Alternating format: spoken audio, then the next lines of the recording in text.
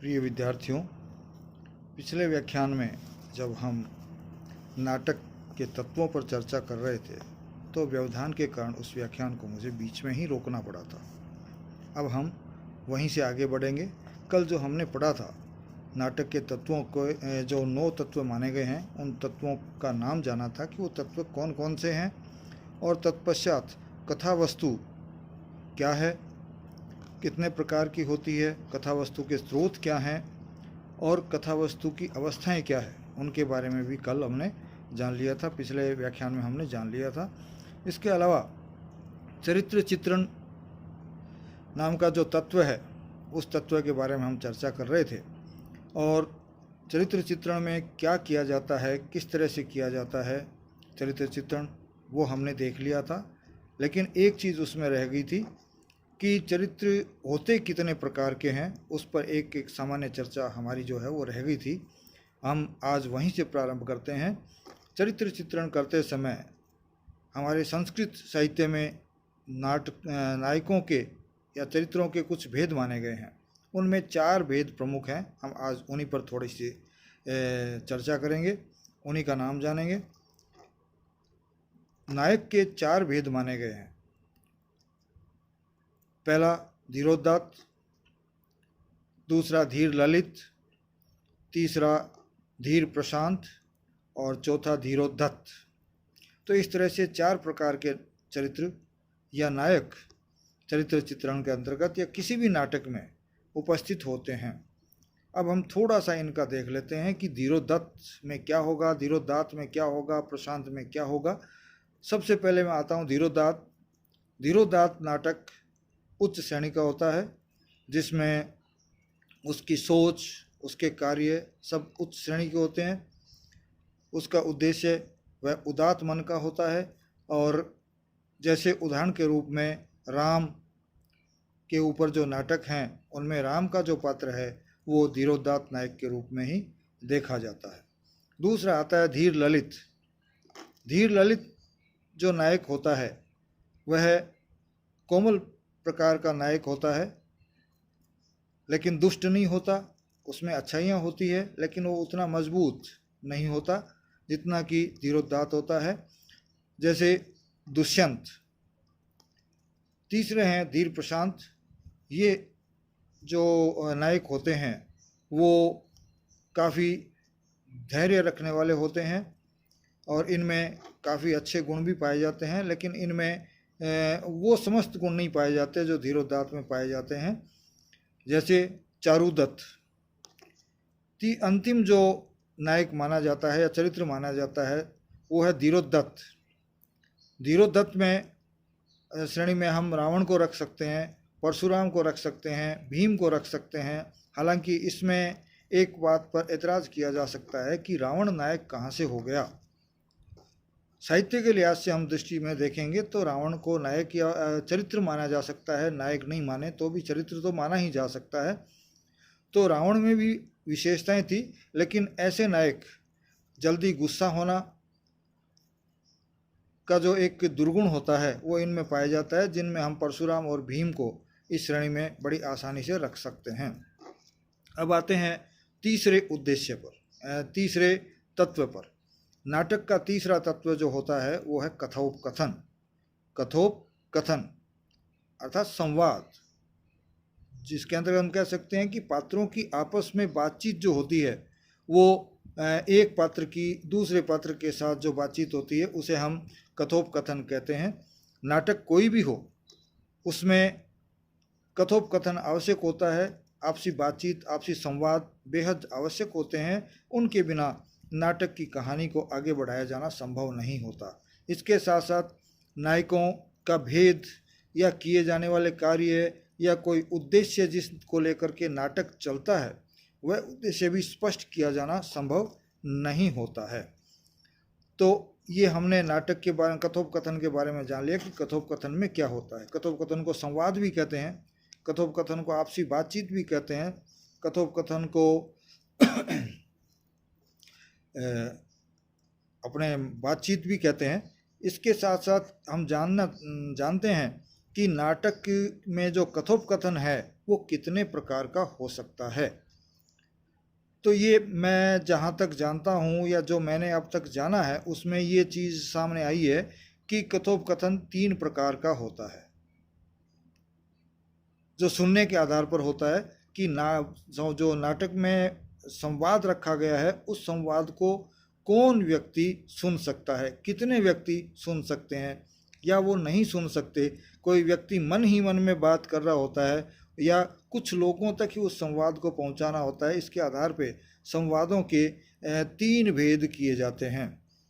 पहला सर्वश्राव्य संवाद, दूसरा नियत श्राव्य संवाद, तीसरा अश्राव्य संवाद जिसे हम स्वगत संवाद भी कहते हैं। सर्वश्राव्य संवाद के अंतर्गत ऐसे संवाद आते हैं जो नाटक देखने वाले समस्त लोगों को या नाटक में भाग लेने वाले उस समय उस दृश्य में दिखाई देने वाले समस्त लोगों को सुनाई दें। ऐसे संवाद को सर्वश्राव्य संवाद कहते हैं। दूसरा आता है नियत श्राव्य संवाद। नियत श्राव्य संवाद के अंतर्गत वे संवाद आते हैं जो कुछ ही लोगों के द्वारा सुने जा सकते हैं, अर्थात पात्र जो है वो चाहे उतने ही लोगों को सुनाए या नाटक का जो लिखने वाला है, रचनाकार है, वो जितने लोगों को सोच रहा है कि उन तक ही ये संवाद जाए तो वही लोग सुन सकते हैं। इसके अलावा अन्य लोग नहीं सुन सकते। जैसे कानों में बात कहना, बिल्कुल धीरे से बात कहना या किसी एक कोने में ले जा कर के बात करना किसी व्यक्ति से, तो इस प्रकार के संवाद हम जान सकते हैं कि ये नियत श्राव्य प्रकार के संवाद होते हैं। फिर है अश्राव्य अर्थात स्वगत संवाद। ऐसे संवाद जो कि नाटक में होते हुए भी किसी दूसरे व्यक्ति के द्वारा नहीं सुने जाते। क्यों? क्योंकि ये संवाद व्यक्ति अधिकांशतः अपने मन में ही स्वयं से ही बोलता है, किसी दूसरे के लिए नहीं बोलता। इसलिए हो सकता है कि हमें दिखावे के लिए तो ये बताया जाए कि वो संवाद हमको सुन रहे हैं, लेकिन असल में वो संवाद किसी दूसरे को नहीं सुन रहे हैं। जैसे आप में से या मेरे में से अब जो संवाद हो रहा है वो यहाँ कक्षा में बैठे समस्त लोगों के लिए हो रहा है, तो वो सर्वश्राव्य संवाद हो जाता है।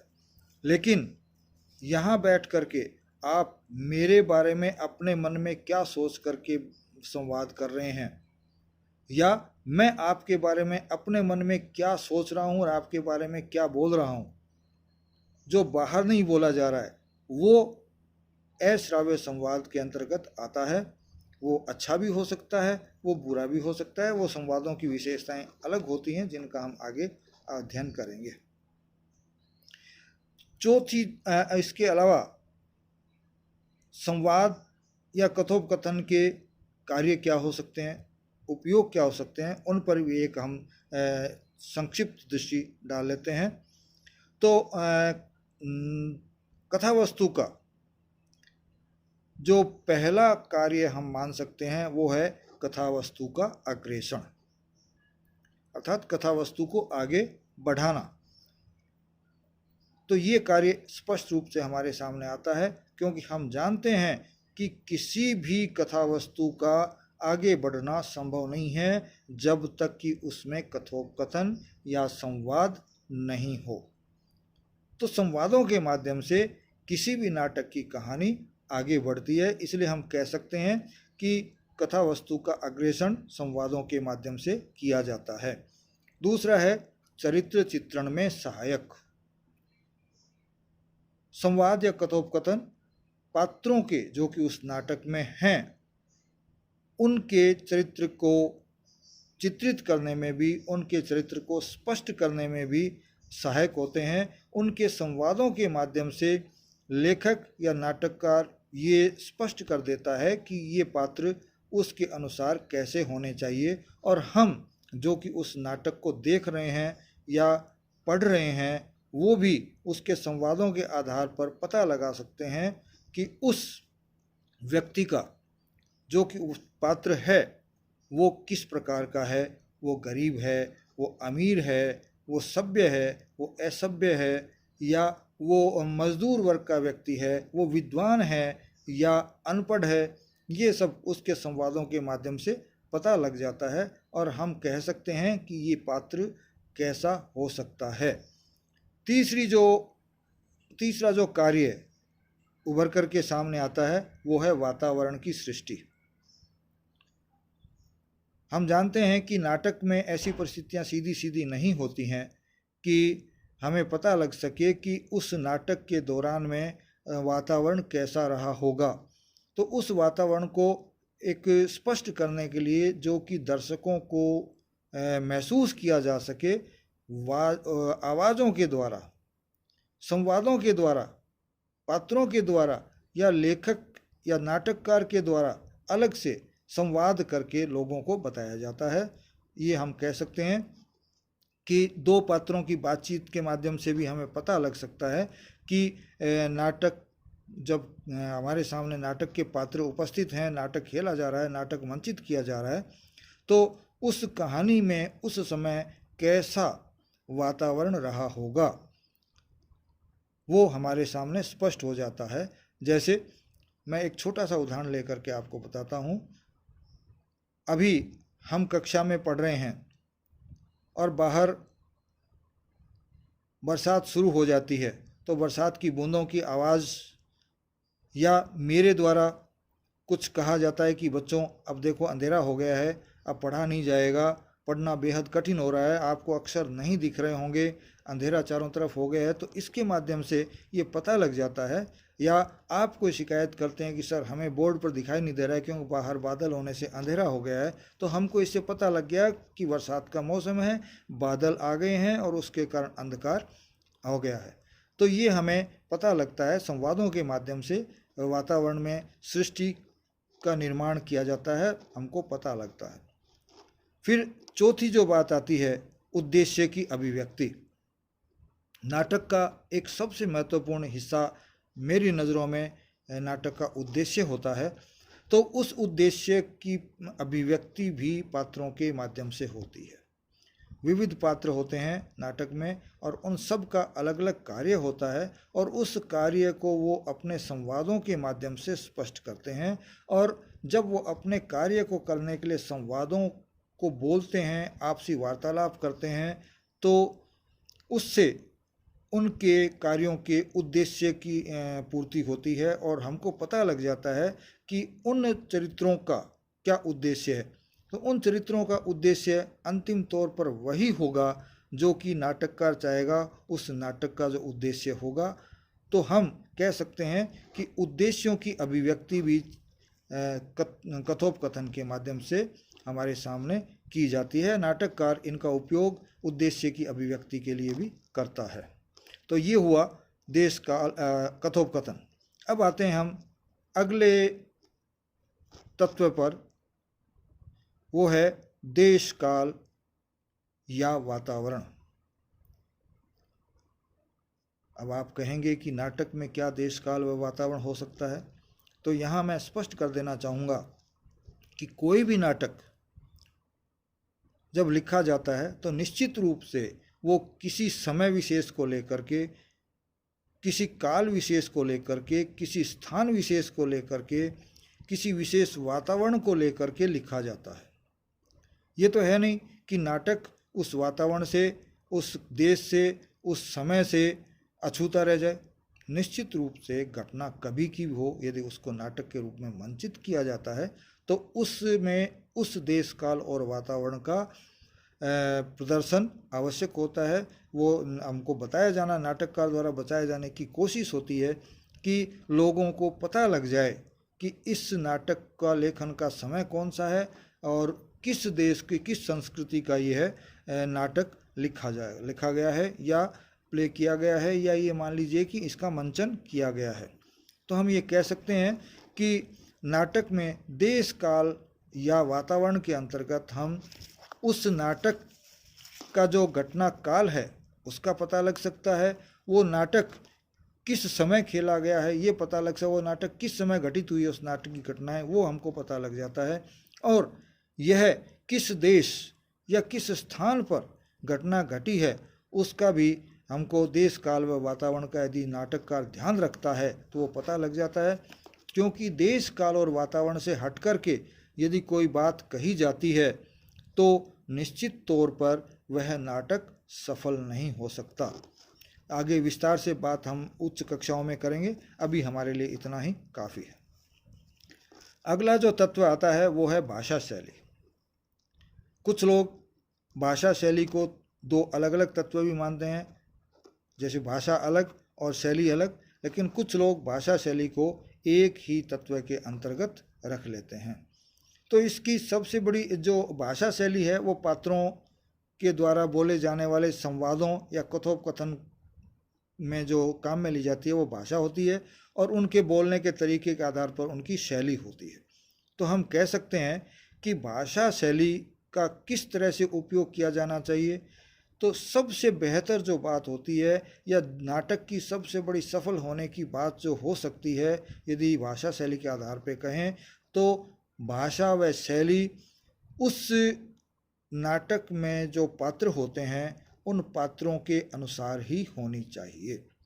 यदि किसी अनपढ़ पात्र का निर्माण नाटक ले किया गया है, नाटक हेतु किया गया है, तो उसकी भाषा यदि आप संस्कृत बोलते हुए दिखाते हैं या सुसंस्कृत भाषा दिखाते हैं तो वो उतनी अच्छी नहीं लगेगी, वो पात्र का चरित्र चित्रण उतना स्पष्ट रूप से नहीं हो पाएगा। यदि पात्र का चरित्र चित्रण निष्पष्ट रूप से नहीं हो पाया तो वह नाटक सफल नहीं हो पाएगा। इसी प्रकार से यदि किसी विद्वान को आप बोलते हुए नाटक में दिखाया जा रहा है, कोई विद्वान बोल रहा है नाटक में, और यदि वो गाली गलौज की भाषा का प्रयोग करता है तो उसकी विद्वता पे सीधा सीधा प्रश्न चिन्ह लग जाता है, उसके सम्मान में कमी आ जाती है। तो वह नाटक में भी और दर्शकों के द्वारा भी विद्वान के रूप में नहीं देखा जा सकता, या उसके ऊपर प्रश्नवाचक चिन्ह लग जाता है। तो भाषा शैली सबसे ज़रूरी जो बात होती है वो पात्रों के अनुसार ही होनी चाहिए।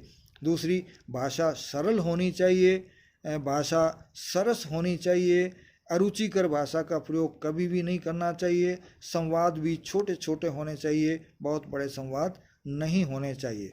तो लेखकों के, रचनाकारों के अनुसार और पात्रों के अनुसार भाषा शैली नाटकों में अलग अलग हो सकती है, और वो हम नाटक में जो नाटक के तत्वों के आधार पर जब उसकी विवेचना करते हैं तो उस विवेचना में हम इन बातों को देखते हैं।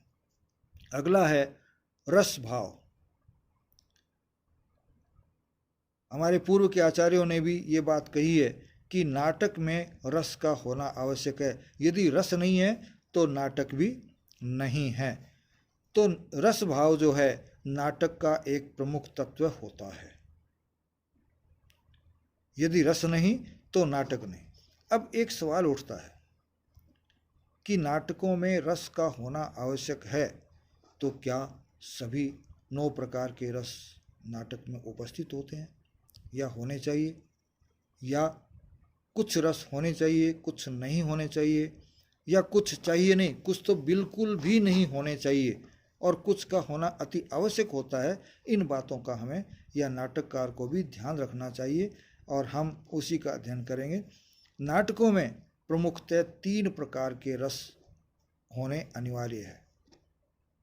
इन तीनों में से कम एक रस तो निश्चित रूप से होना ही होना चाहिए। पहला है श्रृंगार रस, दूसरा है वीर रस, और तीसरा है करुण रस। अधिकांश नाटकों में श्रृंगार और वीर रस प्रयुक्त बहुत अधिक मात्रा में पाए जाते हैं, नाटकों में अधिकांशतः यही पाया जाता है। और तीसरा जो रस उपस्थित होता है वो है करुण रस। अब इनकी परिभाषा क्या होती है वो हम रस के अध्ययन के अंतर्गत पढ़ेंगे। इसके अलावा एक रस के लिए बिल्कुल से मना किया गया है, उसके लिए या नाटक के लिए वो रस त्याज्य माना गया है, वो है शांत रस। नाटक के लिए कहा जाता है कि नाटक में कभी भी शांत रस नहीं होना चाहिए। यदि नाटक में शांत रस हो गया तो वह नाटक नहीं रह जाता है। तो अब ये होता है कि नाटककार जब नाटक लिखता है, रचित करता है, या नाटक को खेला जाता है या मंचित किया जाता है, तो नाटककार की कोशिश ये रहती है कि उसमें किसी न किसी प्रकार का रस उस कहानी के अनुसार उपस्थित रहे। या वो रस स्पष्ट रूप से वो निकर करके उभर करके सामने आए, जिससे कि दर्शकों को ये लगे कि हाँ भाई नाटक बहुत अच्छा है। तो रस भाव की उत्पत्ति के लिए 4 प्रकार की वृत्तियों का भी प्रयोग किया जाता है, जिससे कि नाटक में रस भाव उत्पन्न हो जाए। तो ये वृत्तियां क्या है, कौन कौन सी हैं? तो इसका हम एक बिल्कुल सरसरी तौर पे यहाँ हम उसकी चर्चा कर लेते हैं। तो 4 प्रकार की वृत्तियाँ मानी गई है जो नाटकों में उपस्थित होती है। एक है कैसिकी वृत्ति, दूसरी है सत्यवती वृत्ति या सात्विकी वृत्ति या सात्वती वृत्ति, और तीसरा है आर्भटी वृत्ति, और चौथा है भारती वृत्ति। कैसिकी वृत्ति के अंतर्गत श्रृंगार और हास्य तथा नृत्य आदि का प्रयोग किया जाता है, जिससे कि लोगों में और जो भाव है, रस भाव है, वो पैदा हो। कौन कौन सी बातें की जाती है उसमें? श्रृंगार तथा हास्य तथा नृत्य आदि की व्यवस्था उसमें की जाती है। दूसरी है सात्यवती, कुछ लोग इसको सात्विकी भी कहते हैं। इसके अंतर्गत वीर, अद्भुत और भयानक रस उत्पन्न होते हैं। सात्विक की जो वृत्ति है उससे वीर रस, अद्भुत रस और भयानक रस की उत्पत्ति हो जाती है। तीसरी आर्भटी में भयानक और रौद्र रस से संबंधित बातें की जाती है और उन रसों का उद्रेक इसमें हो जाता है। और भारतीय जो वृत्ति होती है उसके अंतर्गत भाषा के प्रयोग से रस की उत्पत्ति या रस की निष्पत्ति की जाती है। क्योंकि हम यहाँ जानते हैं, आप लोगों तक अभी तक ये बात नहीं आई है कि कई बार हम गलती से बोल देते हैं कि रस की उत्पत्ति होती है। रस की उत्पत्ति नहीं होती, हमारे ग्रंथों के अनुसार रस की निष्पत्ति ही होती है। क्योंकि रस सब में भीतर विद्यमान रहता है, लेकिन वो छुपा हुआ रहता है, और जब विशेष परिस्थितियाँ होती है तो रस की निष्पत्ति हो जाती है। अगला जो तत्व है नाटक का वो है उद्देश्य। साहित्य की कोई भी रचना हो वह बिना उद्देश्य के नहीं हो सकती। और हम यदि पुरानी बातें पढ़ें, पूर्व में बताई गई बातों को जानें, तो साहित्य की परिभाषा को समझें, तो साहित्य की परिभाषा क्या दी गई है? सहित, जो हित के सहित है। तो इससे एक बात स्पष्ट होता है कि साहित्य का उद्देश्य लोगों का, संसार का हित करना होता है। तो उद्देश्य नाटककारों के द्वारा हर नाटक का अलग अलग लिया जाता है। क्योंकि नाटकों में जिस तरह के स्थान से, देश से, घटनाक्रम से वो नाटक लिया गया है उसका एक निश्चित उद्देश्य होता है। हर उद्देश्य का जो जीवन में होता है एक नाटक के माध्यम से पूर्ति नहीं की जा सकती। इसलिए हर नाटककार कोई एक आध उद्देश्य लेकर के चलता है और उसकी पूर्ति नाटक में की जाती है। तो यहाँ हम कह सकते हैं कि नाटक उतना ही अच्छा माना जाता है जितना कि उस नाटक के नाटककार द्वारा एक उदात्त उद्देश्य लेकर के चला जाता है। जिस नाटक का उद्देश्य महान नहीं होगा, उदात्त नहीं होगा, वह नाटक एक छोटा सा उद्देश्य लेकर के चलता है, वो नाटक बहुत ज़्यादा पसंद नहीं किया जाता, लोगों को उतना पसंद भी नहीं आता है। फिर है अभिनय। ऊपर हमने जो चीज़ें पढ़ी, चरित्र चित्रण, कथोपकथन, भाषा शैली, ये सब अभिनय से जुड़े हुए हैं। तो अभिनय भी नाटक का एक महत्वपूर्ण तत्व है। क्योंकि बिना अभिनय के, हालांकि आजकल कुछ नाटक ऐसे लिखे जाने लग गए हैं जो कि मंचित नहीं किए जाते, इसलिए उनमें तो अभिनय की आवश्यकता नहीं होती। लेकिन असल नाटक जो होता है, वास्तविक नाटक जिसको हम कह सकते हैं, या प्राचीन परंपरा के अनुसार जो नाटक चल रहे हैं उनका मंचन किया जाता है। और मंचन तभी किया जाता है जब उसमें अभिनय किया जा सके। तो अभिनय किसे कहेंगे? तो अभिनय होता है कि किसी पात्र का जो गुण बताया गया है, दिखाया गया है, उस गुण के अनुसार वह व्यक्ति अपने चेहरे पर भाव लाए, या कलाकार जो है वो उस भाव को ला करके हमको दिखाए या उस नाटक के रंगमंच पे दिखाए।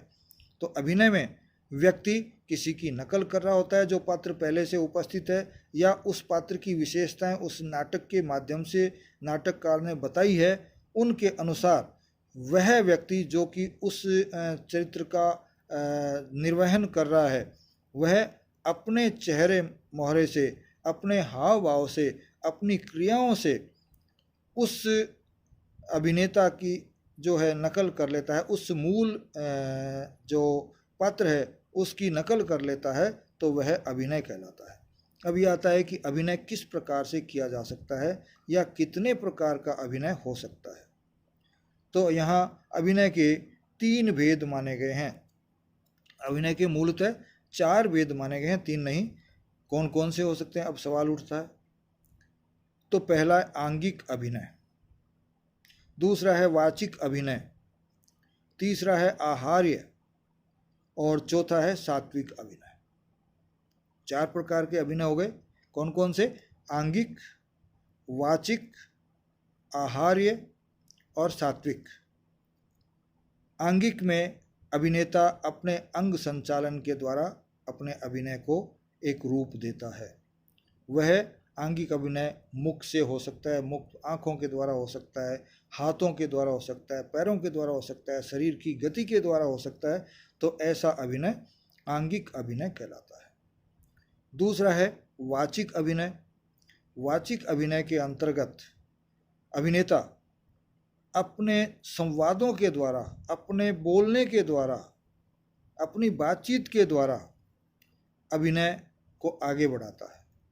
अर्थात जो मुंह से बोल करके संवादों के माध्यम से जो अभिनय किया जाता है उसे हम वाचिक अभिनय कहते हैं। तो ये भी एक आवश्यक तत्व के अंतर्गत आ जाता है। फिर तीसरी जो अभिनय का जो प्रकार है वो है आहार्य। पहले वाले दोनों तो नाम से स्पष्ट हो जाते हैं कि अंगों से किया जाने वाला और बोल करके किया जाने वाला, लेकिन आहार्य जब तक हमको इसका अर्थ पता नहीं हो हम नहीं कह सकते।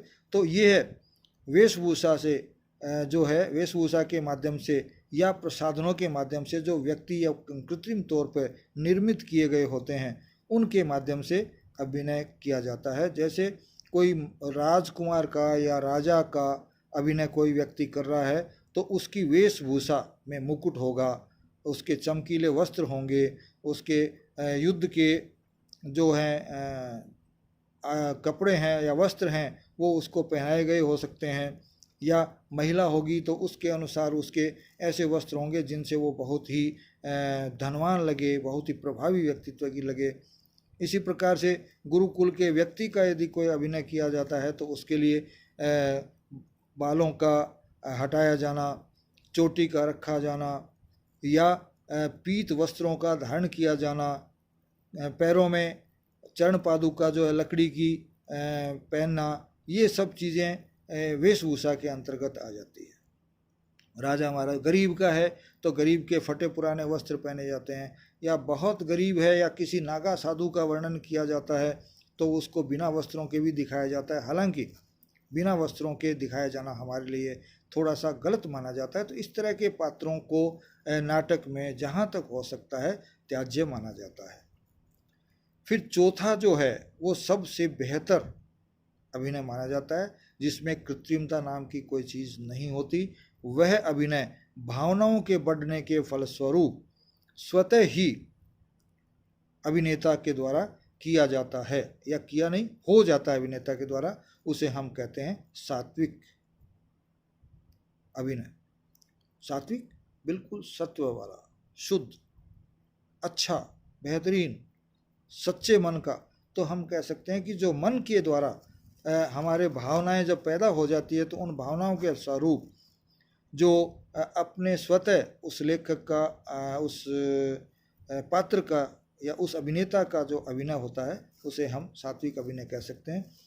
5-6 प्रकार के सात्विक अभिनय, 6 प्रकार के सात्विक अभिनय माने गए हैं। जैसे अश्रु, जिसमें आँखों से आंसू आते हैं।